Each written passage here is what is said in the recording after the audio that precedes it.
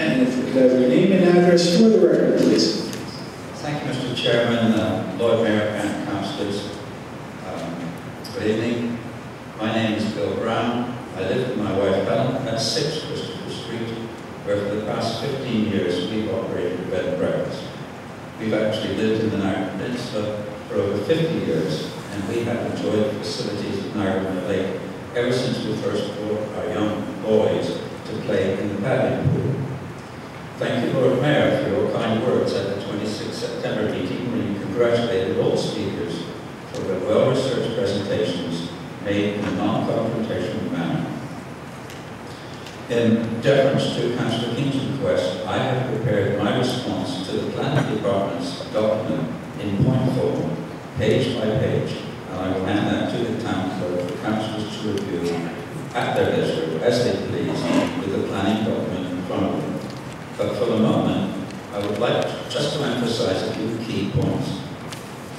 My wife and I are not against change. On the contrary, we welcome it. It is a sign of a healthy vitality. As regards the Randwood estate, we would prefer it to be developed as a unique residential community with estate lots enhancing the style and the charm of the current buildings. That, however, is not the proposal presented by the current owners, who wish to build a massive complex comprising a hotel, spa, convention centre, restaurant, events pavilion, and, as an afterthought, an art centre. It is not my intention to reiterate here tonight the arguments presented on September the 26th, in which I tried to show the ways in which this proposal contravenes the provincial policy statement, the Ontario Planning Act, by the way, the Ontario Planning Act 2011, not the Ontario Planning Act 2005 that the presenters mentioned. And this also, of course, I mentioned the way it did not conform to the town's official plan.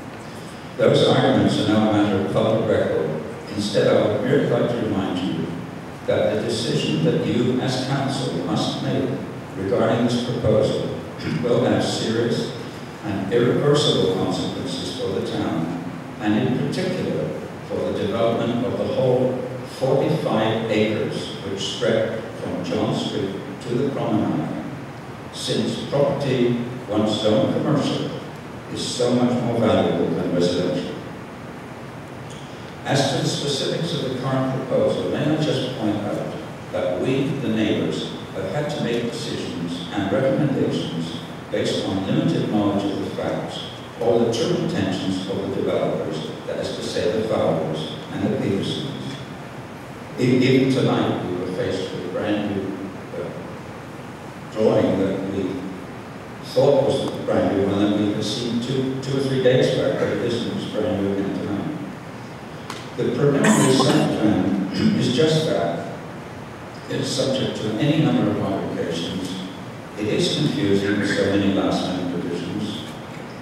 However, we have been reassured that if council were to accept this proposal, the increased setbacks and the repositioning of the ground would answer some of our concerns, as would the reassurance that the trees and the 2 boxwood hedges, by the way, there are 2 boxwood hedges, but one that's not been mentioned is much bigger and needs to be preserved.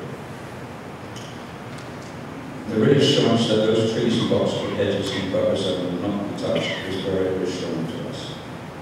The one overriding concern remains, and that has been mentioned several times, and that is the noise factor. This will not bother just the abutting neighbours. We are the neighbours who also live, by the way, within the brick and stone walls. But this noise will affect all 500 residents who signed petitions against this development. Ways would have to be found to reduce the size of this project while retaining its positive features. And I know, through talking to those councillors who visit our property, that you share our concerns in this respect. To sum up, we're not opposed to development. We would prefer residential, which would not require a change of zoning. If commercial development were to be approved, we feel that it would need to be considerably reduced in size. Thank you. Thank you, sir. And now I'd like to call our 11th speaker forward, sir.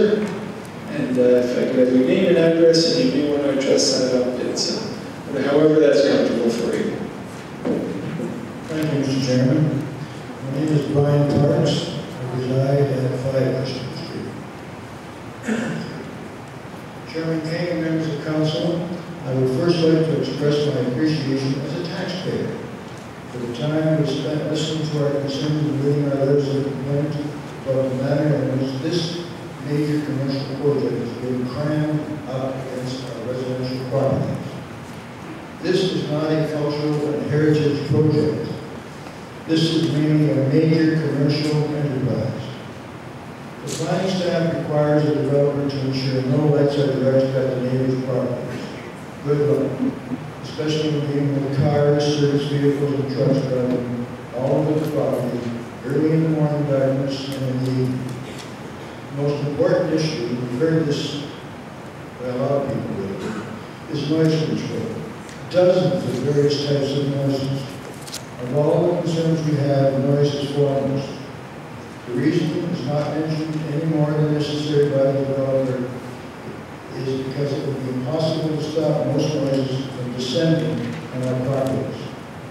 For example, the noise coming from the events pavilion, which could operate all day and night for 300 days or more of the year. This noise, unencumbered at the residence, comes right at us. No berms or landscape zones will prevent the noise. God only knows what the situation will be like for the next 2 years of construction. I shudder to think about it. I note that a smaller facility is not economical. Perhaps instead of a larger but smaller facility, a medium facility could be proposed, diminishing the noise level by 50%. I don't have to tell you that once the horses out of the barn and the land is owned commercial, anything could be built on this beautiful piece of property. What a legacy. Thank you, Mr. Chairman. Thank you, sir. I'd like to call forward our 12th speaker, and thank you for joining us. If we could have your name and address for the record. Thank you, Mr. Chair. Mr. Chair, Lord Mayor, councilors, my name is Charlie Parsons. I live on number 8 Christopher Street. I'm speaking on behalf of my wife, Noreen. We have been residents of Niagara-on-the-Lake for over 20 years. We've operated a retail operation on Queen Street for over 20 years. We love this community dearly. We at first heard that there was going to be a country inn in our backyard. We were very pleased. We thought, what a great use of Randwood Estates. What has transformed into a country inn has multiplied into a huge, huge complex. And I think as residents, we should all take a real good look at this whole situation. This is a mega, mega project. Some of our neighbors previously or in the future are going to expand on some of the concerns. As a merchant on Queen Street, and it's an ongoing problem, it's called parking. It's been brought up before by Mr. Banner and also another speaker. I think it is something that we all should listen and analyze very, very carefully.